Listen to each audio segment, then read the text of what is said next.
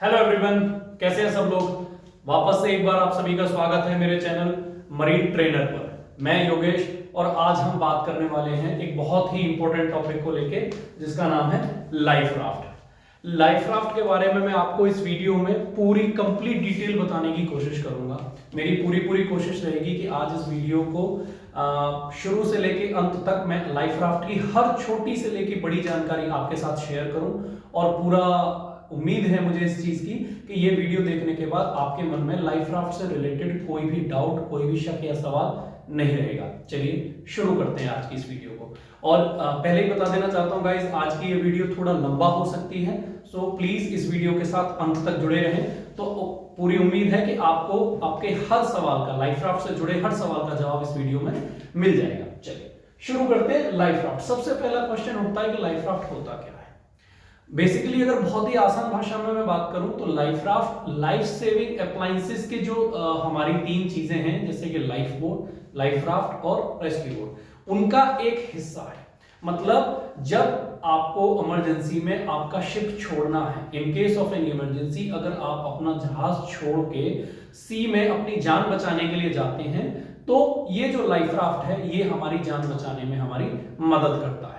Life raft launching के basically दो तरीके हैं, एक ऑटोमेटिक लॉन्चिंग और एक मैनुअल लॉन्चिंग, जिसके बारे में हम नेक्स्ट मतलब इसी वीडियो में आगे नेक्स्ट लेवल पे चर्चा करेंगे। तो लाइफ राफ्ट के बारे में अगर मैं पहले शुरुआत करूं तो लाइफ राफ्ट कितने प्रकार के होते हैं। सबसे पहले मैं आपसे बात करना चाहूंगा कि जो टाइप्स ऑफ लाइफ राफ्ट हैं उसमें लाइफ राफ्ट होते हैं बेसिकली दो प्रकार के, जो मर्चेंट शिप्स पे या आपके पैसेंजर वेसल्स पे कैरी किए जाते हैं। लाइफ राफ्ट दोनों जहाजों पे मौजूद होते हैं, कार्गो शिप पे भी मौजूद होते हैं और पैसेंजर वेसल पर भी मौजूद होते हैं। तो जो दो तरीके के लाइफ राफ्ट होते हैं उसमें सबसे पहला टाइप है इन्फ्लेटेबल लाइफ राफ्ट। जैसा कि मैं अपनी पिछली वीडियोस में क्लियर कर चुका हूं, इन्फ्लेटेबल का मतलब होता है फूलने वाला, यानी कि कोई ऐसा ट्यूब टाइप डिवाइस जिसमें हवा भरने से उसको हम फुला सकते हैं। तो जो पहला टाइप होता है लाइफ राफ्ट का, that is inflatable life raft, and the second one is rigid life raft. Rigid का मतलब होता है स्ट्रॉन्ग, मजबूत मटेरियल का बना हुआ। जिस तरीके से लाइफ बोट जो होती है रिजिड मटेरियल की, रिजिड हल के साथ बनी होती है, उसी तरीके से जो आपका लाइफ राफ्ट है वो दो तरीके का। पहला जो लाइफ राफ्ट है आपका वो इन्फ्लेटेबल है, मतलब फूलने वाला, और दूसरे टाइप का जो लाइफ राफ्ट है वो है रिजिड, मतलब मजबूत बॉडी के साथ बना हुआ। तो इन दोनों के बारे में भी हम डिटेल में चर्चा करेंगे इस वीडियो में। तो सबसे पहले मैं बात करूंगा इन्फ्लेटेबल लाइफ राफ्ट के बारे में, यानी कि जो फूलने वाला लाइफ राफ्ट है उसके बारे में मैं बात करना चाहूंगा। तो कैपेसिटी की अगर मैं बात करूं कि जो इन्फ्लेटेबल लाइफ राफ्ट है इनकी कैपेसिटी क्या होती है, तो मिनिमम कैपेसिटी जो होती है इन्फ्लेटेबल लाइफ राफ्ट की, that is 6%। Minimum capacity is 6%। अब मैक्सिमम कैपेसिटी क्या होती है? Maximum capacity of inflatable life raft is 42। Maximum capacity is 42%। लेकिन यहीं पर अगर मैं बात करूं मार्शल लाइफ राफ्ट के बारे में, अभी इस वीडियो में मैं आपको आगे बताऊंगा कि मार्शल लाइफ राफ्ट क्या होता है, लेकिन मार्शल लाइफ राफ्ट के बारे में अगर मैं आपसे बात करूं तो मार्शल लाइफ राफ्ट की कैपेसिटी जो होती है, मार्शल लाइफ राफ्ट, इसकी कैपेसिटी होती है 148%। जो नॉर्मल इन्फ्लेटेबल लाइफ राफ्ट है उसकी minimum capacity 6%, maximum capacity 42%, but marshal life raft की कैपेसिटी होती है 148%। अब मार्शल लाइफ राफ्ट के बारे में मैं बताना चाहूं, मार्शल लाइफ राफ्ट बेसिकली एक नॉर्मल लाइफ राफ्ट की तरह ही होता है, लेकिन ये एक तरीके से कई सारे लाइफ राफ्ट्स का आप समझ सकते हो कॉम्बो पैक है। मतलब जो आपके नॉर्मल लाइफ राफ्ट हैं जिनको हम अलग अलग अगर एक साथ इकट्ठा करें, उससे बेटर जो पैसेंजर वेसल हैं जहां नंबर ऑफ पैसेंजर्स बहुत ज्यादा हैं, उन शिप्स पे क्या है, बड़े बड़े लाइफ राफ्ट प्रोवाइड कराए जाते हैं। यानी कि 4-5 लाइफ राफ्ट की बराबर कैपेसिटी का एक अकेला लाइफ राफ्ट होता है जिसे हम कहते हैं मार्शल लाइफ राफ्ट। यानी बेसिकली फर्क दोनों में ज्यादा नहीं है, लेकिन मेन फर्क जो है वो कैपेसिटी का है। जो मार्शल लाइफ राफ्ट होते हैं दे आर वेरी ह्यूज, उनका जो एरिया होता है, जो साइज होता है वो बहुत ही बड़ा होता है, और जिसकी कैपेसिटी मैक्सिमम होती है 148। ठीक है, अब मटेरियल के बारे में मैं इसके बारे में बात करूंगा कि लाइफ राफ्ट का, इन्फ्लेटेबल लाइफ राफ्ट के बारे में अभी हम बात कर रहे हैं कि इन्फ्लेटेबल लाइफ राफ्ट का मटेरियल क्या होता है। तो जो इन्फ्लेटेबल लाइफ राफ्ट हैं they are made from nylon fabric.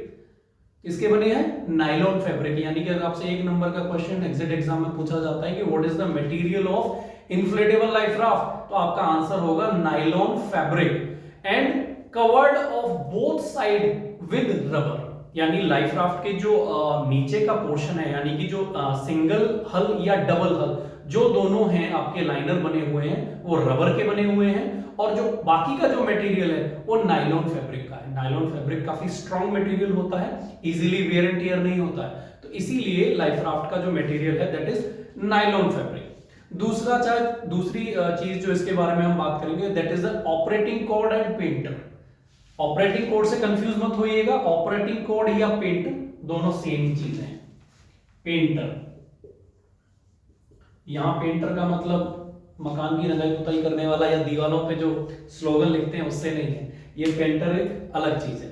तो पेंटर को आसान भाषा में अगर हम समझने की कोशिश करें तो पेंटर मतलब एक रस्सी, एक ऐसी रस्सी जो इस लाइफ राफ्ट को इन्फ्लेट होने में हेल्प करती है। ये जो हमारा लाइफ राफ्ट है ये हमेशा इन्फ्लेटेड पोजीशन में तो आता नहीं है, जब इस कंपनी से इसकी सप्लाई होती है शिप के ऊपर, तो ये जो हमारा लाइफ राफ्ट है ये कैप्सूल के अंदर पैक्ड कंडीशन में होता है, सील पैक होता है, मतलब चारों तरफ से डिफ्लेटेड होता है। इसके अंदर किसी भी प्रकार की कोई गैस, कोई हवा या कोई भी प्रेशर नहीं होता है। इसको पिचकाई हुई कंडीशन में एकदम ये कहूं कि मैं श्रिंक पोजीशन में, सिकुड़ी हुई पोजीशन में ये रखा होता है। तो इसको जब खोलना होता है तो उस खोलने की प्रक्रिया में जो चीज हमारी मदद करती है उसे हम कहते हैं पेंटर। तो पेंटर बेसिकली एक रस्सी होती है जो लाइफ राफ्ट को खोलने में हमारी मदद करती है। Now length of the painter, लंबाई इस रस्सी की कितनी होनी चाहिए, तो मिनिमम इसकी लंबाई होनी चाहिए 15 मीटर, 15 मीटर इसकी होनी चाहिए लंबाई मिनिमम, यानी 15 मीटर से कम पेंटर की लेंथ नहीं हो सकती, पहली बात। अब दूसरी बात, अगर 15 मीटर कम से कम है तो मैक्सिमम कितनी जा सकती है, तो मैक्सिमम के लिए 16 में डिफाइन किया गया है कि twice the distance of the stored position to the water line from the vessel when the vessel is in the lightest sea going condition whichever is greater. आसान भाषा में अगर इसको समझने की कोशिश करें तो जहां पर आपका लाइफ राफ्ट रखा हुआ है वहां से आपके समुद्र के वाटर लेवल की जो ऊंचाई है या जो दूरी है उसका डबल होना चाहिए। एग्जाम्पल के लिए मानते हैं कि ये आपका वाटर लेवल है, ये समुद्र का पानी है और आपका लाइफ राफ्ट समवेयर हियर, यहां पे कहीं आपका लाइफ राफ्ट रखा हुआ है। अब इसके बीच की जो दूरी है इसका डबल होनी चाहिए पेंटर की लेंथ। मान के चलते हैं फॉर एग्जांपल कि ये जो बीच की दूरी है ये मेरी है, मान के चलिए 17 मीटर फॉर एग्जांपल, तो मेरे पेंटर की लेंथ कितनी होनी चाहिए अभी, इसका डबल, यानी कि मल्टीप्लाई बाई 2, तो मेरा पेंटर होना चाहिए 36 मीटर। बेसिकली एक सिर्फ एक उदाहरण है आपको समझाने के लिए। ये जो 17 मीटर है ये 18 भी हो सकती है, 12 मीटर भी हो सकती है, 10 मीटर भी हो सकती है, 15 मीटर भी हो सकती है, 14 भी हो सकती है, कुछ भी हो सकती है, यानी कि मिनिमम 15 मीटर होनी चाहिए। और अगर मिनिमम के बाद मैक्सिमम की बात करूं तो जहां पे आपका लाइफ राफ्ट रखा हुआ है उस जगह से समुद्र के जो वाटर लेवल है उसके बीच की जो दूरी है उसका डबल होनी चाहिए। ये कब, जब आपका वेसल लाइटेस्ट कंडीशन में है, मतलब आपका शिप कंप्लीटली खाली है, आपके वेसल में कोई भी कार्गो लोड नहीं है, क्योंकि जहाज में जब कार्गो लोड होता है तो शिप हमारा नीचे की तरफ दब जाता है। आसान भाषा में जिस तरीके से आप ट्रक और बसेस को देखते हैं, लोड होने के बाद वो थोड़े नीचे हो जाते हैं और when they are completely empty, when there is a no cargo और there is a no passenger, चीजें थोड़ा उठ के ऊपर आ जाती हैं। तो जब आपका शिप कंप्लीटली खाली है, उसमें किसी भी प्रकार का कोई लोड नहीं है, तो उसे कहते हैं लाइटेस्ट सी कंडीशन, यानी आपका जहाज पूरी तरीके से खाली है और पूरी तरीके से ऊपर उठा हुआ है। उस कंडीशन में जहां वो रखा हुआ है उसके बीच की जो दूरी है उसका डबल होना चाहिए। ठीक है, तो पेंटर के बारे में बात हो गई। नाउ अब हम बात करेंगे बॉयंसी चैम्बर। बहुत से लोगों ने ये शब्द पहली बार सुना होगा कि बॉयंसी चैम्बर क्या होता है। Buoyancy chamber basically life raft के नीचे, जो लाइफ राफ्ट का बॉटम होता है, लाइफ राफ्ट के नीचे कुछ पॉकेट जैसी लगाई होती है। आसान भाषा में अगर मान के चलिए ये मेरा एक लाइफ राफ्ट है, डबल लेयर प्रोटेक्टेड मेरा लाइफ राफ्ट है। इसके नीचे थैले जैसे लगाए होते हैं, इनको हम कहते हैं बॉयंसी चैम्बर। ये बॉयंसी चैम्बर का काम क्या होता है? ये बॉयंसी का मतलब बैलेंस बनाए रखना। इन थैलों का या इन बैग्स का या इन बॉयंसी चैम्बर्स का काम होता है लाइफ राफ्ट की स्टेबिलिटी को बनाए रखना।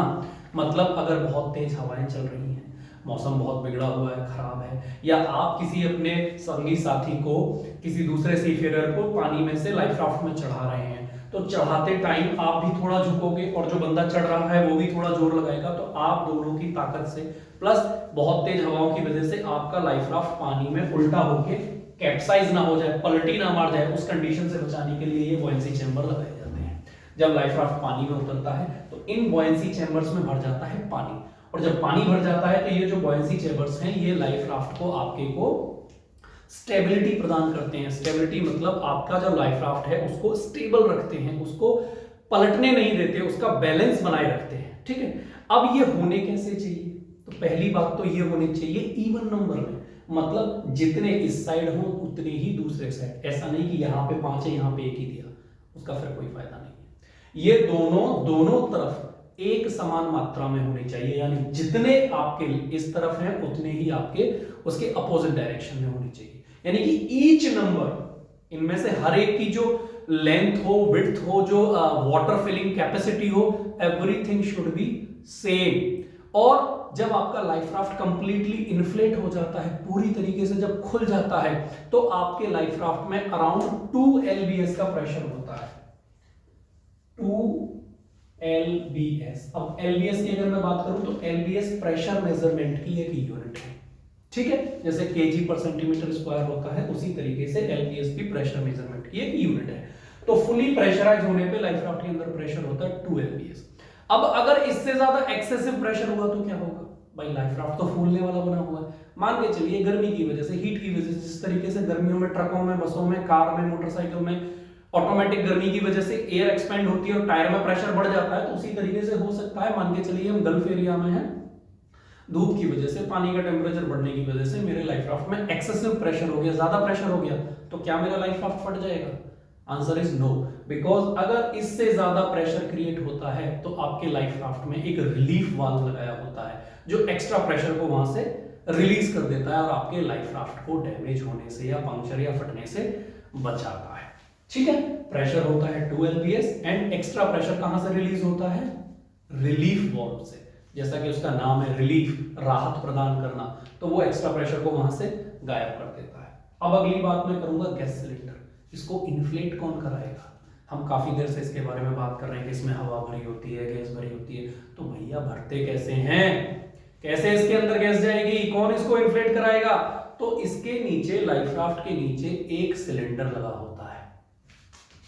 जैसे ये हमारा लाइफ राफ्ट है, तो समवेयर हियर, कहीं यहां पे एक सिलेंडर लगाया होगा जिसे हम कहते हैं गैस सिलेंडर,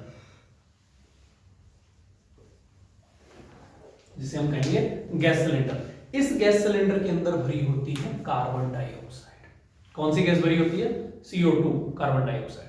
अब कार्बन डाइऑक्साइड कैसी गैस है? सब जानते हैं कि कार्बन डाइऑक्साइड एक बहुत ही ठंडी गैस है।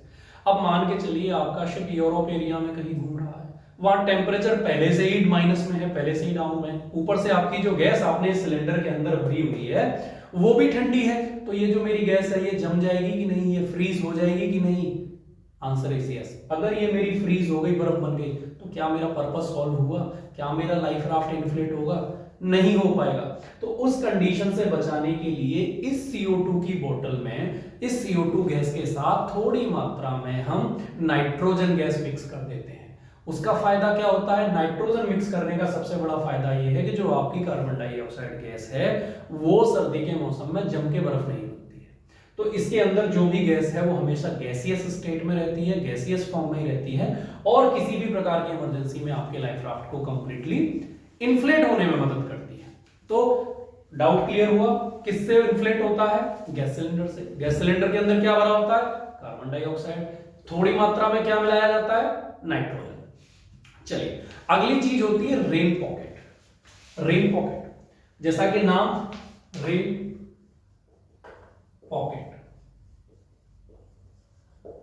रेन का मतलब बारिश, पॉकेट का मतलब जेब। अब इसका मतलब क्या हुआ? इसका मतलब ये हुआ कि ये जो आपका लाइफ राफ्ट है इसके ऊपर एक कैनोपी लगी होती है। ये जो आपका लाइफ राफ्ट है इसके ऊपर एक छतरी जैसे पड़ी होती है, एक टेंट समझ सकते हैं आप आसान भाषा में। तो ये जो कैनोपी है, ये जो इसका टेंट है, इसके ऊपर यहां एक होल, एक पैच बनाया जाता है कि अगर बारिश आती है, देखिए समुद्र में हमारे पास जो मीठा पानी है पीने के लिए that is very very limited, हमारे पास ज्यादा पानी मौजूद नहीं है। तो अब हमें पीने के लिए पानी तो चाहिए, क्या पता हमें सी में कितने दिन सरवाइव करना पड़े, कोई गारंटी थोड़ी है कि हमें बचाने के लिए कोई 10 घंटे में ही आ जाएगा या 1 दिन में ही आ जाएगा या 24 घंटे में आ जाएगा, हो सकता है बहुत लंबा टाइम भी रुकना पड़े। तो उस कंडीशन में अगर हमारे पास पानी नहीं होगा तो हम ज्यादा टाइम सरवाइव नहीं कर पाएंगे। तो इनकेस अगर सी में बारिश होती है तो हमारा प्राइमरी और मेन मोटो होता है सी वाटर को कलेक्ट, सॉरी रेन वाटर को कलेक्ट करना है, सॉरी रेन वाटर को कलेक्ट करना। तो रेन वाटर को कलेक्ट करने के लिए यहाँ पे रेन पॉकेट, यानी यहाँ पे एक बड़ा सा होल दिया जाता है जो नीचे से कुछ इस तरीके से कवर्ड होता है, यानी अगर बारिश होती है तो बारिश आपकी कैनोपी पे होगी और इसके अंदर जाएगा बारिश का पानी, और यहाँ पे नीचे लगा देंगे कोई बर्तन, ये तो बाल्टी लगा दी या बोतल लगा दिया या कोई और बर्तन लगा दिया, और उस मीठे पानी को हम इकट्ठा कर लेंगे। क्योंकि जो रेन वाटर होता है वो एकदम प्योर फॉर्म में होता है, कंप्लीटली ड्रिंकेबल वाटर है, आप उसको पी सकते हैं, मीठा पानी है, उसमें किसी भी तरीके का कोई भी नुकसान नहीं है। तो इस चीज को हम कहते हैं रेन पॉकेट। कंफ्यूज नहीं होना, 1 मार्क का क्वेश्चन आ जाता है कभी कभी कि रेन पॉकेट क्या होता है। नाउ लैंप, लैंप मतलब ल्यूमिनेशन लाइट, बल्ब। तो ये जो आपकी कैनोपी है इसके ऊपर एक लाइट लगी होती है और एक लाइट लगी होती है अंदर की तरफ। अब ये लाइटें क्यों लगाई जाती हैं?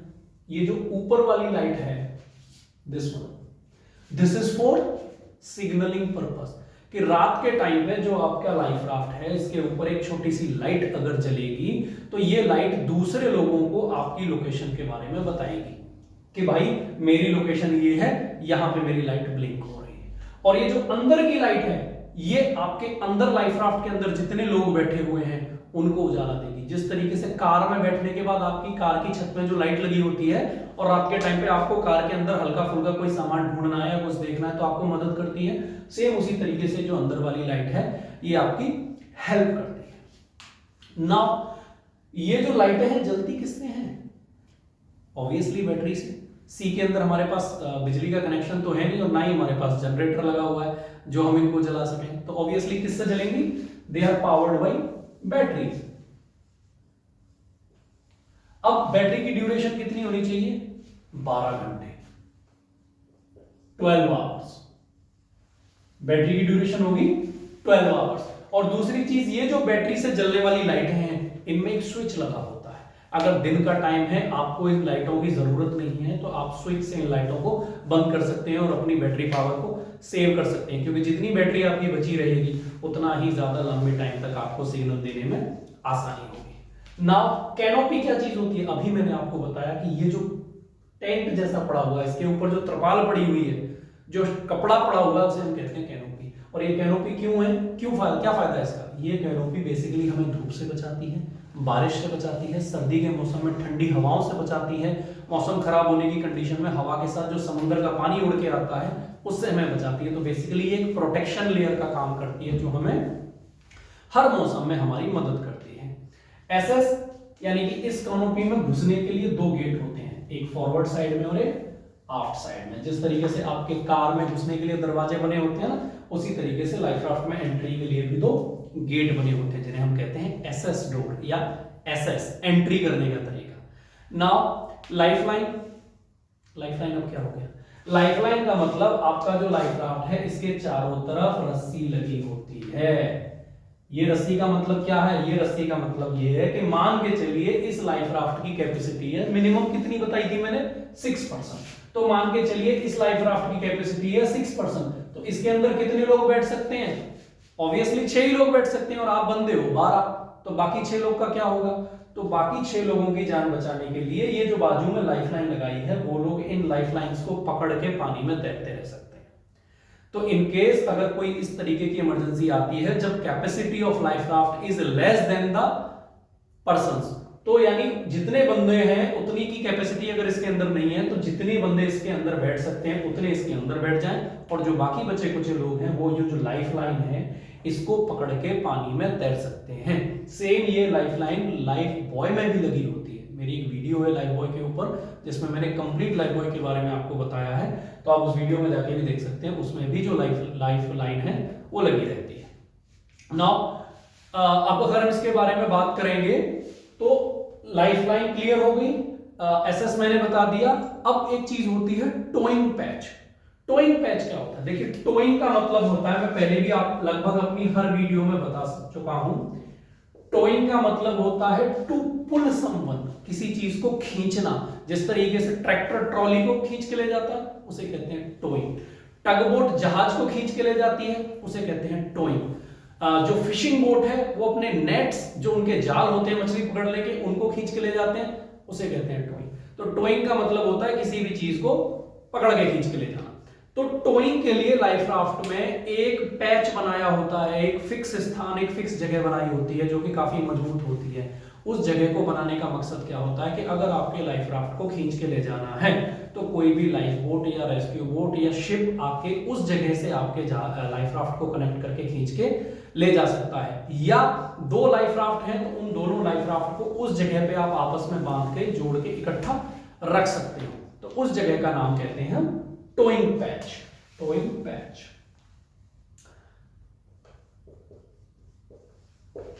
ठीक है, अब ये हो गई कुछ इसके पार्ट्स के नाम। लाइफ राफ्ट के जो पार्ट्स थे उनके बारे में मैंने आपके साथ डिस्कस किया।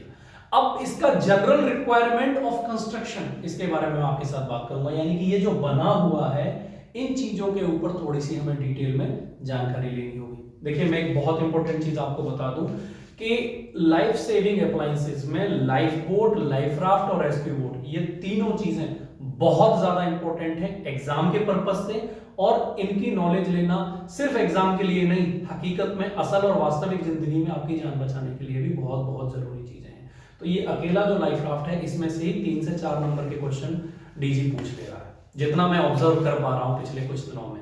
ज्यादातर स्टूडेंट से मेरी बात होती रहती है जो एग्जिट एग्जाम देते हैं, और ज्यादातर लोगों को कहना है कि सर अकेले लाइफ राफ्ट से ही 3 से 4 नंबर के क्वेश्चन उठ जाते हैं। इसकी कैनोपी के बारे में पूछ लेता है, बुओयेंसी चेंबर के बारे में पूछ लेता है, पेंटर की लेंथ के बारे में पूछ लेता है, गैस सिलेंडर के अंदर क्या भरा हुआ है वो पूछ लेता है, और बहुत सारी चीजें जो अभी इस वीडियो में मैं आपको कंप्लीट, इस वीडियो के माध्यम से मैं आपको टॉप टू बॉटम हर वो छोटी से छोटी चीज कवर करने की कोशिश करूंगा जो आपके एग्जाम में आ सकती है। चलिए, अब एक चीज ये सोलास कहता है कि इसकी मजबूती कितनी होनी चाहिए।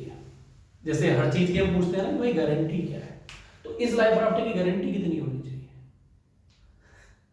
इस लाइफ राफ्ट की गारंटी का मतलब है कितने दिन ये पानी में सुरक्षित रह सकता है, कितने दिन हम लोगों की ये जान बचा सकता है। तो आंसर इज 30 डेज।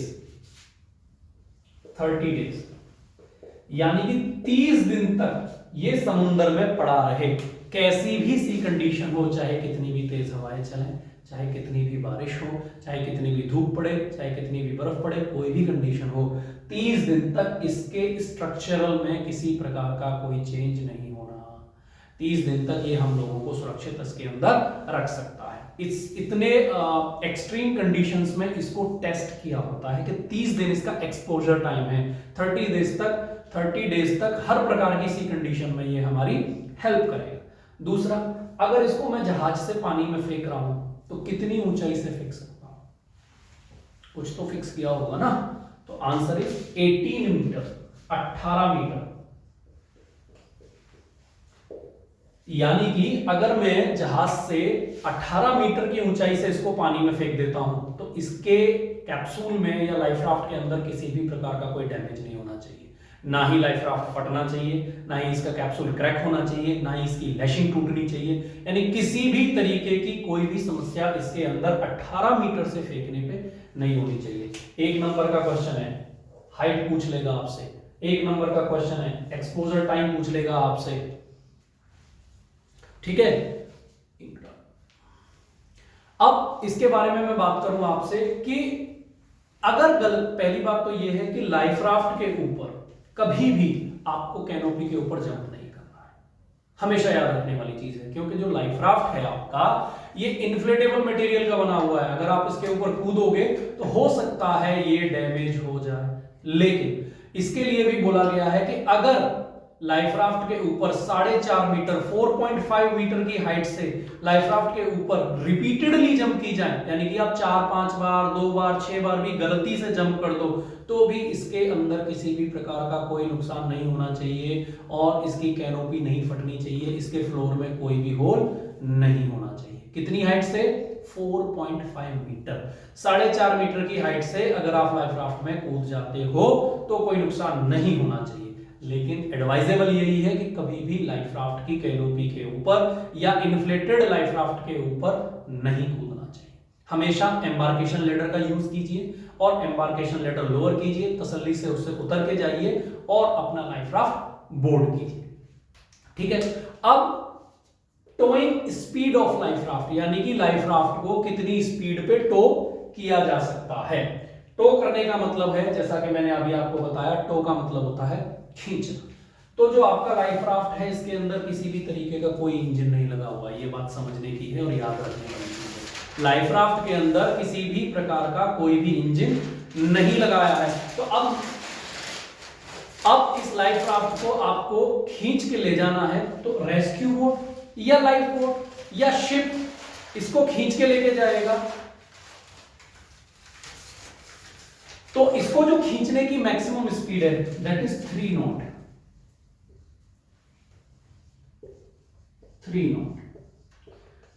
3 नॉट की स्पीड से आप लाइफ राफ्ट को खींच सकते हैं। 3 नॉट की स्पीड से अगर आप इसे खींचते हैं तो इसमें किसी भी प्रकार का कोई भी नुकसान नहीं होगा। ठीक है, कैनोपी के बारे में मैं आपके साथ बातचीत कर चुका हूं कि इसकी कैनोपी कैसी होनी चाहिए या कैसी नहीं होनी चाहिए। ठीक है, चलिए अब बात करते हैं कि इसमें और क्या क्या होना चाहिए इसकी कैनोपी में। एक होना चाहिए व्यूइंग पॉइंट। व्यूइंग पॉइंट मतलब एक खिड़की या एक ऐसी जगह जहां से आप बाहर नजर रख सको, लुकआउट रख सको। ठीक है, वो व्यूइंग पॉइंट इसलिए दिया जाता है कि जब आप लाइफ राफ्ट के अंदर बैठे हैं, चारों तरफ से आपने अपनी चैन, इसमें जिप लगी होती है, इसके जो दरवाजे हैं उनमें जिप चैन लगाई होती है। तो जब चैन बंद करके आप बैठे हो तो आपको थोड़ा दिखाई दे रहा है कि बाहर आपकी मदद करने के लिए कोई आ रहा है नहीं आ रहा है। तो उस कंडीशन में उससे बचाने के लिए एक व्यूइंग पॉइंट दिया जाता है जहां से आप चारों तरफ लुकआउट रख सको, चारों तरफ देख सको कि हमारे आसपास क्या चीजें मौजूद नहीं है और क्या नहीं है। रेन वाटर कलेक्ट करने के लिए मैंने आपको बताया रेन पॉकेट दी जाती है और यही रेन पॉकेट के थ्रू हम बारिश का पानी कलेक्ट करते हैं, जिससे हमें फ्रेश वाटर कलेक्ट करने में काफी आसानी होती है। तो अब लाइफ राफ्ट में इक्विपमेंट क्या क्या होते हैं। सोलास पैक ए की बात करूंगा। सोलास पैक ए का मतलब होता है वो वेसल जो इंटरनेशनल वॉयेज पे कंटिन्यू रन कर रहे हैं, यानी कि वो जहाज जो इंटरनेशनल एक कंट्री से दूसरी कंट्री ट्रेवल कर रहे हैं उन्हें कहते हैं सोलास ए पैक। तो सोलास ए पैक के अंदर क्या क्या चीजें दी जानी चाहिए उसके बारे में हम इसमें कंप्लीटली चर्चा करेंगे आपके साथ।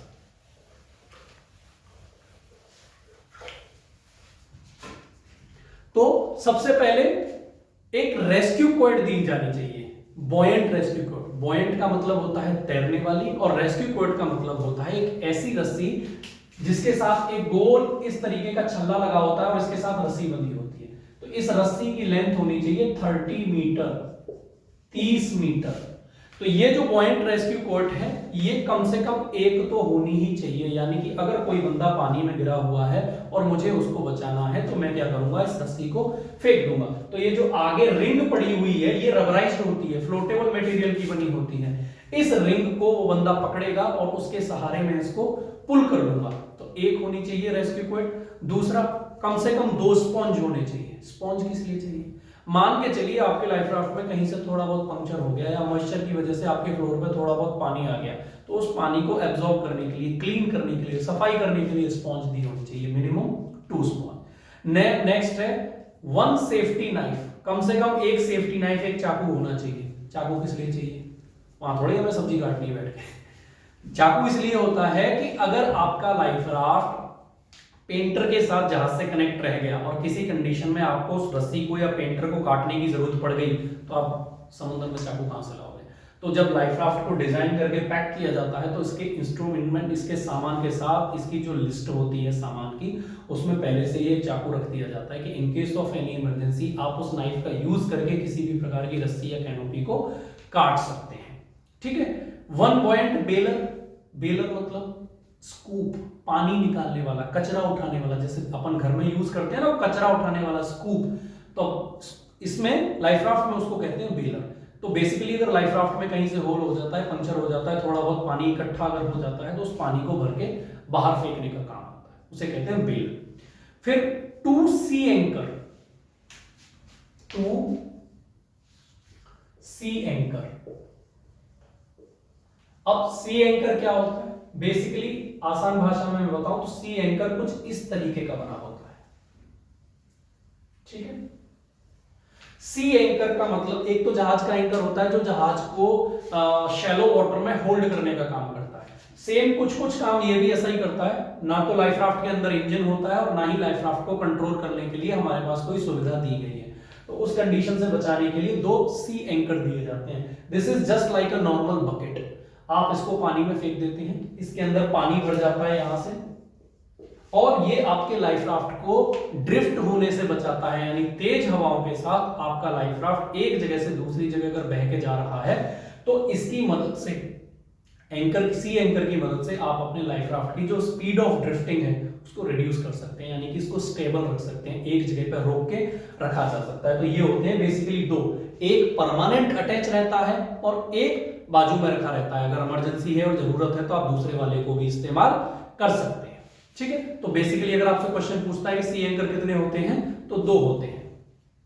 To buoyant paddle, buoyant paddle मतलब जिस तरीके से नाव चलाने के लिए चप्पू होते हैं ना, उस चप्पू को कहते हैं पेडल, बॉयंट पेडल। तो अगर मान के चलिए लाइफ राफ्ट को ए पॉइंट टू बी पॉइंट थोड़ी बहुत दूर 10, 20, 50 मीटर, 100 मीटर हमें शिफ्ट करना है या डूबते हुए जहाज से दूर जाना है, तो उसके लिए हमें बॉयंट पेडलों का इस्तेमाल करना है। आपको बॉयंट पेडल यानी कि चप्पू चलाओगे और अपने लाइफ राफ्ट को वहां से तैरा के दूसरी जगह ले जाओगे। नेक्स्ट है वन सर्वाइवल इंस्ट्रक्शन मैनुअल, यानी कि आपको इमरजेंसी में जिंदा रहने के लिए जिन जिन चीजों का ध्यान रखना है, जिन जिन बातों का ख्याल रखना है, उसके लिए एक बुकलेट, एक मैनुअल दिया जाता है कि in case of any emergency अगर आप कुछ भूल जाते हैं, आपकी चीजें समझ में नहीं आ रही हैं, तो आप उस बुकलेट को पढ़ने के बाद गाइडेंस ले सकते हैं कि अब हमें नेक्स्ट स्टेप क्या लेना चाहिए। एक होती है पंक्चर रिपेयर किट, यानी कि लाइफ राफ्ट की जो मैंने आपको बताया कि जो रिंग है वो रबर की बनी हुई है, जैसे ट्यूब होता है, ट्रैक्टर का ट्यूब या एक बड़ा ट्यूब होता है जिसके अंदर हवा भरी हुई है। अगर मान के चलिए किसी चीज से उसमें पंक्चर हो जाता है तो वो पंक्चर रिपेयर करने के लिए पंक्चर रिपेयरिंग किट भी दी जाती है। इसी तरीके से एक होती है मेडिकल फर्स्ट एड किट, जो वाटर टाइट बॉक्स के अंदर रखी होती है, जिसके अंदर सी सिकनेस की गोलियां, छोटी मोटी बुखार की, ये सारी उल्टियों की दवाई, ये सब उसके अंदर रखी जाती है, जिसे हम कहते हैं मेडिकल फर्स्ट एड बॉक्स। वो वाटर टाइट डब्बे के अंदर होना चाहिए जिससे पानी से दवाइयां आपकी खराब ना हो। एक प्लास्टिक की विसिल होनी चाहिए, मैंडेटरी है, क्योंकि प्लास्टिक की विसिल से आप दूसरों का ध्यान अट्रैक्ट कर सकते हो अपनी तरफ। ठीक है। एक वाटरप्रूफ इलेक्ट्रिक टॉर्च होनी चाहिए जिससे रात के टाइम पे आप एक दूसरे की खोजबीन कर सको और किसी को ढूंढने में आपको हेल्प प्रोवाइड हो। एक 60 का रडार रिफ्लेक्टर होना चाहिए। 60 का रडार रिफ्लेक्टर क्या काम करता है कि अगर आपको सर्च एंड रेस्क्यू करने के लिए कोई शिप या हेलीकॉप्टर आ रहा है तो उसकी जो एक्सबैंड रडार की जो वेव्स हैं उनको इजीली कैच किया जा सके। बेसिकली एक एंटीना का काम करता है जिसे हम कहते हैं रडार रिफ्लेक्टर। एक फिशिंग टैकल होता है कि अगर आपको जान बचाने के लिए, भूखा ना मर जाए उससे बचने के लिए, अगर आपको समुद्र से मछली पकड़नी है तो मछली पकड़ने के लिए भी एक फिशिंग टैकल दिया जाता है जिससे आप अपनी भूख मिटा सकें। उसी तरीके से जो सी सिकनेस टैबलेट है वो मेडिकल फर्स्ट एड बॉक्स में होती है। मिनिमम 6 गोलियां तो होनी ही चाहिए, उससे ज्यादा भी होनी चाहिए, हो सकती है। ठीक है। उसके बाद टीपीए होनी चाहिए, थर्मल प्रोटेक्टिव एड। टीपीए के ऊपर एक मेरी कंप्लीट वीडियो है, आप चाहें तो देख सकते हैं। टीपीए होने चाहिए, कितने होने चाहिए? मिनिमम 10% ऑफ द पब्लिक, जितने उस लाइफ राफ्ट की पब्लिक है मिनिमम उसका 10% तो होना ही चाहिए, या 2, कम से कम 2 होने चाहिए, या तो 2 हो या जितने बंदे हैं उनका 10% जो भी है। ठीक है। उसी प्रकार पायरोटेक्निक्स भी होनी चाहिए। पायरोटेक्निक्स मतलब hand flare, rocket parachute flare, smoke flare, ये तीनों डिस्ट्रेस में सिग्नल करने का काम आती हैं, जिसमें जो आपका रॉकेट पैराशूट फ्लेयर है वो और आपका जो हैंड फ्लेयर है वो नाइट सिग्नलिंग में इस्तेमाल होता है, और जो स्मोक फ्लेयर है वो डे सिग्नलिंग में इस्तेमाल होता है। फूड, राशन, ये सारी चीज भी होती है, लेकिन इन अ लिमिटेड क्वांटिटी। जो आपका फूड राशन है उसकी जो एनर्जी है, जो कितनी होनी चाहिए हर आदमी के लिए, answer is 10,000 kilo joule for each person. यानी हर व्यक्ति के लिए जो कैलोरीज होनी चाहिए उस खाने में मौजूद, वो होनी चाहिए 10,000 किलो जूल। हर व्यक्ति के लिए 10,000 किलो जूल की कैलोरी मौजूद होनी चाहिए खाने में। वाटर 1.5 लीटर पर पर्सन, हर व्यक्ति के लिए 1.5 लीटर पानी होता है, जिसमें स्टार्टिंग में अब शुरुआत के 24 घंटे में किसी को एक भी बूंद पानी नहीं दिया जाता अनटिल और अनलेस जो व्यक्ति घायल है या बीमार है। अगर हेल्थी पर्सन है तो उसको पहले 24 घंटे के लिए किसी भी तरीके का पानी कोई नहीं दिया जाएगा। अब ये सब बताने के बाद मैं आपको बताना चाहूंगा कि लाइफ राफ्ट को लॉन्च कैसे करते हैं। लाइफ राफ्ट को लॉन्च करने के बेसिकली 2 तरीके हैं। पहला तरीका है मैनुअल तरीका, दूसरा तरीका है ऑटोमेटिक तरीका। मैनुअल तरीके में क्या होता है, आपका जो लाइफ राफ्ट होता है वो क्रेडल्स पे रखा होता है, यानी जहाज के ऊपर एक फिक्स स्टैंड बनाया होता है जहां पे आपके लाइफ राफ्ट को रखा जाता है। तो जब आपका लाइफ राफ्ट क्रेडल के ऊपर फिक्स पोजीशन में रखा हुआ है तो जो पेंटर लाइन है उसका एक सिरा जहाज के स्ट्रॉन्ग पॉइंट पे बंधा होता है थ्रो वीक लिंक के साथ, जहाज के स्ट्रक्चर के साथ बंधा होता है, और दूसरा एंड जो होता है वो इसके अंदर जो CO2 की बोतल होती है उसके ऊपर कनेक्टेड होता है। तो जब आपको इमरजेंसी में लाइफ राफ्ट को लॉन्च करना है तो आप लोकेशन पे आएंगे, उसके आगे का जो भी ऑब्स्ट्रक्शन है, चाहे चेन है या रेलिंग है, उसको हटाएंगे। सी क्लियरेंस नीचे चेक करेंगे, झांके कि नीचे कोई ऑब्स्ट्रक्शन तो नहीं है, नीचे कोई बोट तो नहीं है, नीचे कोई बंदा तो नहीं है, नीचे किसी प्रकार का कोई सामान तो नहीं है जो मेरे लाइफ राफ्ट को डैमेज कर दे। सब कुछ अगर क्लियर है तो 2 लोग मिलकर लाइफ राफ्ट को पानी में फेंक देंगे। लेकिन पानी में फेंकने से पहले इस बात का आपको खास ख्याल रखना है कि आपका जो पेंटर है वो स्ट्रॉन्ग पॉइंट पे कनेक्टेड होना चाहिए। तो लाइफ राफ्ट आपने पानी में फेंक दिया। पानी में फेंकने के बाद जो पेंटर आपका कनेक्टेड है उस पेंटर लाइन को आपने पकड़ के खींचना शुरू कर देना है। उस पेंटर लाइन को आप खींचते जाइए और एक कंडीशन आएगी कि आपके लाइफ राफ्ट की जो पेंटर लाइन है वो खत्म हो जाएगी उसकी लंबाई। अब जब लाइफ राफ्ट की पेंटर लाइन खींचना बंद हो जाएगी तो आपको क्या करना है, उस पेंटर लाइन पे जोर का झटका देना है, एक जर्क देना है।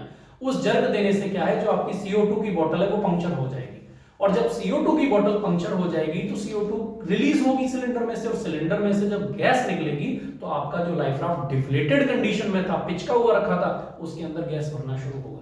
और जब किसी भी पिचकी हुई या गुब्बारे टाइप नुमा जो है आपका लाइफ राफ्ट, उसके अंदर जब गैस भरेगी तो ये पूरी तरीके से एक्सपेंड हो जाएगा, फूल जाएगा, खुल जाएगा, और कैप्सूल में से ऑटोमेटिक निकल के बाहर आ जाएगा। अब आपका जो लाइफ राफ्ट है वो इन्फ्लेट हो चुका है। आपको उसी पेंटर की मदद से अपने लाइफ राफ्ट को खींच के जहाज के किनारे लगा लेना है और एम्बार्केशन लेडर से उतर के लाइफ राफ्ट में बोर्ड कर जाना है। ये हो गया मैनुअल तरीका। जब हमारे पास वक्त है, हमारे पास मैन पावर मौजूद है, तो हम मैनुअली इसका इस्तेमाल करेंगे। लेकिन अब कंडीशन या बात आ जाती है कि भाई मेरे पास टाइम ही नहीं है, बिल्कुल मान के चलिए ऐसी इमरजेंसी थी कि मुझे लाइफ राफ्ट को लॉन्च करने का मौका ही नहीं मिला, आई वाज स्लीपिंग, या मैं किसी दूसरे काम में बिजी था और अचानक से ऐसी घटनाएं घट गई कि मुझे लाइफ राफ्ट लॉन्च करने का मौका ही नहीं मिला। तब क्या तरीका है लाइफ राफ्ट के लॉन्च होने का? तो उस कंडीशन को हम कहते हैं HRU के साथ, या ऑटोमेटिक कंडीशन। एक तरीका मैनुअल हो गया, और जो दूसरा तरीका है वो है विद HRU या ऑटोमेटिक कंडीशन। ऑटोमेटिक कंडीशन में क्या होना है, ऑटोमेटिक कंडीशन में जो आपका लाइफ राफ्ट है उसके साथ हमने एक डिवाइस कनेक्ट कर दी। उस डिवाइस का नाम है HRU। उस डिवाइस का नाम होता है HRU। HRU का मतलब है hydrostatic release unit. Hydrostatic release unit. ये जो डिवाइस है ये क्या काम करती है? ये डिवाइस बेसिकली आपके लाइफ राफ्ट की जो एक्सटर्नल लैशिंग है, आपके लाइफ राफ्ट के कैप्सूल के ऊपर जो एक एक्स्ट्रा लैशिंग डाली हुई है, उस लैशिंग को कट करने का काम करती है। लैशिंग क्यों डालते हैं? लैशिंग इसलिए डाली जाती है कि अगर रफ वेदर है तो आपका लाइफ राफ्ट गलती से पानी में ना चला जाए, उस कंडीशन से बचाने के लिए इसके ऊपर एक लैशिंग लगाई होती है। उस लैशिंग को कट करने का काम करती है HRU। HRU, hydrostatic release unit. ये जो हाइड्रोस्टैटिक रिलीज यूनिट है बेसिकली एक छोटी सी डब्बी होती है जो लाइफ राफ्ट की कैप्सूल के ऊपर एक्स्ट्रा लैशिंग है उसमें इसको कनेक्ट किया होता है। तो जब आपका शिप डूबता है तो जिस जगह पे आपका लाइफ राफ्ट रखा हुआ है वो जगह जब पानी के अंदर अराउंड 4 मीटर 4 मीटर जब पानी के अंदर ये HRU आपका जाता है तो इस HRU के ऊपर एक सर्टेन प्रेशर क्रिएट होता है और प्रेशर क्रिएट होने से क्या होता है HRU के अंदर बेसिकली जो छोटी सी डब्बी है एक स्प्रिंग लोडेड नाइफ लगा रहता है। वो स्प्रिंग लोडेड नाइफ क्या होता है कि जब इस HRU पे चारों तरफ से पानी का प्रेशर बनता है तो ये HRU एक्टिवेट हो जाता है। एक्टिवेट होने से क्या होता है कि इसके अंदर जो नाइफ स्प्रिंग लोडेड है वो उस रस्सी को काट देता है और जैसे ही आपकी रस्सी कटती है आपका जो लाइफ राफ्ट है वो फ्लोटेबल मटेरियल का बना हुआ है और वो तैर के ऑटोमेटिक ऊपर आना चालू कर देता है। जब आपका लाइफ राफ्ट ऊपर आना शुरू हो जाता है तो सेम मैनुअल वाली प्रोसेस चालू हो जाती है कि आपका जो पेंटर जहां आप मैनुअली उसको हाथ से खींच रहे थे वो हाथ से खींचने की बजाय ऑटोमेटिक पुल होना शुरू हो जाता है। तो जो आपका लाइफ राफ्ट है वो ऊपर की तरफ आना शुरू करता है और जो आपका जहाज है वो नीचे की तरफ समुद्र में डूबना शुरू कर देता है। इन दोनों के बीच में आपका पेंटर काम करना शुरू कर देता है। आसान भाषा में मान के चलिए ये समुद्र का लेवल है, ये आपका जहाज है और ये आपका लाइफ राफ्ट है। इनके बीच में लगा हुआ है पेंटर। तो जैसे जैसे ये जहाज पानी में नीचे जाएगा उसी तरीके से ये जो आपका लाइफ राफ्ट है ये ऊपर जाएगा।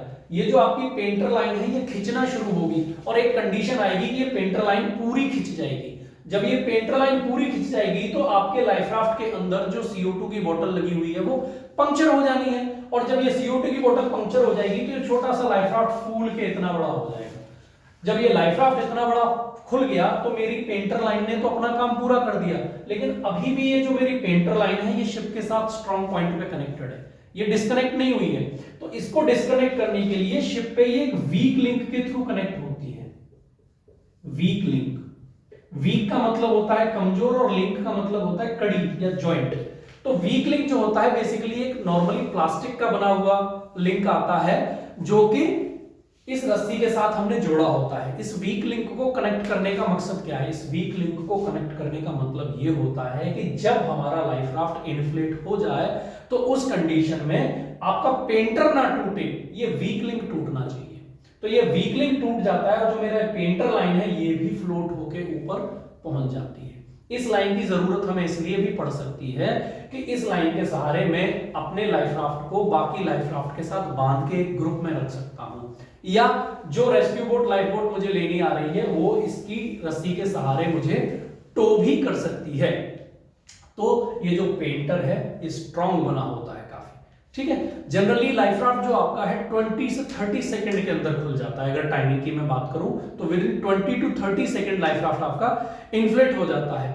और अगर मान के चलिए गलती से आपका लाइफ राफ्ट उल्टा खुला पानी में, यानी जो आपका कैनोपी वाला हिस्सा था वो पानी में है और आपका जो बॉटम है वो ऊपर है, तो लाइफ राफ्ट को आप सीधा भी कर सकते हैं और उस कंडीशन को कहते हैं अपराइट करना। अपराइट का मतलब एक बंदा उस सिलेंडर के ऊपर चढ़ेगा और उसके लाइफ राफ्ट की जो स्ट्रेप्स हैं उनको पकड़ के पुल करेगा, तो विद द विंड डायरेक्शन आपका जो लाइफ राफ्ट है वो सीधा हो जाएगा। तो इस तरीके से मैंने आपको मैनुअल मेथड और HRU के साथ दोनों मेथड इस वीडियो में एक्सप्लेन करने की कोशिश की है और पूरी आशा करता हूं कि शायद मैं अपनी बात आप तक ठीक तरीके से पहुंचा पाया होगा। नेक्स्ट होता है rigid life raft. Inflatable life raft के बारे में मैं आपको बता चुका हूं। अच्छा, इसमें एक इंपॉर्टेंट चीज मैं आपको बताना भूल गया जिसके बारे में मैं भी अभी आपको बताऊंगा कि जो कैनोपी होती है लाइफ राफ्ट की उसका कलर कैसा होना चाहिए। तो जो लाइफ राफ्ट की कैनोपी है, ये जो छतरी जैसी है लाइफ राफ्ट की, इसका जो बाहर वाला कलर है वो होना चाहिए ऑरेंज कलर होना चाहिए कैनोपी का। आउटर कलर बाहर वाला जो दूर से लोगों को दिखाई दे वो होना चाहिए ऑरेंज कलर, और जो अंदर का कलर है कैनोपी का ये या तो ग्रे होना चाहिए या ब्लैक होना चाहिए। क्यों अंदर का ग्रे या ब्लैक क्यों रखा? बिकॉज जो बंदे अंदर बैठे हैं, जो पर्सन अंदर हैं, उनकी आंखों में ये चुभे ना, उनकी आंखों में प्रॉब्लम ना हो। ये जो ग्रे या ब्लैक है ये थोड़ा सा कूल कलर है, आपकी आंखों में कम प्रॉब्लम क्रिएट करते हैं। तो कलर ऑफ द कैनोपी अगर आपसे पूछता है तो आउटर कैनोपी का कलर होगा ऑरेंज एंड इनर कैनोपी का कलर होगा या तो ग्रे या ब्लैक। अब बात करते हैं रिजिड लाइफ राफ्ट की। जो रिजिड लाइफ राफ्ट है वो सेम इसी लाइफ राफ्ट की तरह काम करता है, लेकिन उसकी जो बॉडी है वो इन्फ्लेटेबल नहीं है। उसकी बॉडी मजबूत प्लास्टिक की बनी हुई है, मजबूत फाइबर की बनी हुई है, जिस तरीके से हमारी लाइफ बोट बनी होती है। तो पेंटर सिस्टम के मैं आपको बता चुका हूं, वीक लिंक के बारे में मैं आपको बता चुका हूं, HRU हाइड्रोस्टैटिक रिलीज यूनिट के बारे में मैं आपको बता चुका हूं। जो पेंटर है मिनिमम, ये जो पेंटर है इसकी ब्रेकिंग स्ट्रेंथ 10 किलो न्यूटन से कम नहीं होनी चाहिए। अगर 9 लोगों से ज्यादा का लाइफ राफ्ट है तो इसकी breaking strength minimum 10 kilo newton होनी चाहिए। और अगर 9 लोगों से कम की कैपेसिटी का है तो it can be 7.5 kilo Newton.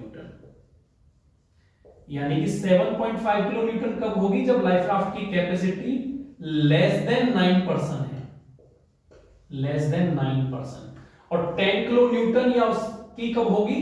जब 9% से ग्रेटर देन है, उस कंडीशन में। जो वीक लिंक है मैंने आपको बताया, जिसके थ्रू हमारा पेंटरशिप के स्ट्रक्चर पे कनेक्ट होता है, वो वीक लिंक 2 किलो न्यूटन से 4 किलो न्यूटन के बीच में टूट जाना चाहिए। 2.2 किलो न्यूटन से समवेयर अराउंड 4 किलो न्यूटन के आसपास में टूट जाना चाहिए। ये जो किलो न्यूटन है ये फोर्स के मेजरमेंट की यूनिट है कि कितनी ताकत आप लगा रहे हो उसकी है। तो यानी कि 2.2 किलो न्यूटन से 4 किलो न्यूटन के बीच में आपका वीक लिंक टूट जाना चाहिए। अगर आपसे वो क्वेश्चन पूछता है 1 नंबर का, तो आपसे पूछेगा कि HRU कितने गहराई पे जाने पे काम करता है, तो आपका जो HRU है 4 मीटर की डेप्थ पे काम करता है। तो अब इस लाइफ राफ्ट की पूरी वीडियो में मैंने कंप्लीट लाइफ राफ्ट को कवर करने की कोशिश की है। Inflatable life raft, rigid life raft, construction of life raft, parts name of the life raft, कैसे काम करता है, कैसे ओपन होता है, कितनी हाइट से आप इसको फेंक सकते हो, पेंटर की लेंथ कितनी होनी चाहिए, कैनोपी का कलर कैसा होना चाहिए, रेन पॉकेट्स क्या होती हैं, स्टेबलाइजेशन पॉकेट क्या होती हैं, और भी बहुत सारी चीजें इस वीडियो में मैंने कवर करने की कोशिश की है। और पूरा आपको मुझे विश्वास है कि इस वीडियो के माध्यम से मैं आप तक बिल्कुल सही जानकारी पहुंचा रहा हूं। आशा करता हूं कि इस वीडियो से आपके बहुत सारे डाउट्स क्लियर होंगे। और अगर आपको अभी भी कोई डाउट है या किसी और टॉपिक पे आप वीडियो चाहते हैं तो मुझे कमेंट बॉक्स में जरूर बताएं। इसी तरीके से मरीन ट्रेनर को अपना प्यार और लगाव देने के लिए बहुत बहुत धन्यवाद। बहुत जल्दी एक अगली वीडियो में मुलाकात होगी, तब तक के लिए थैंक यू वेरी मच।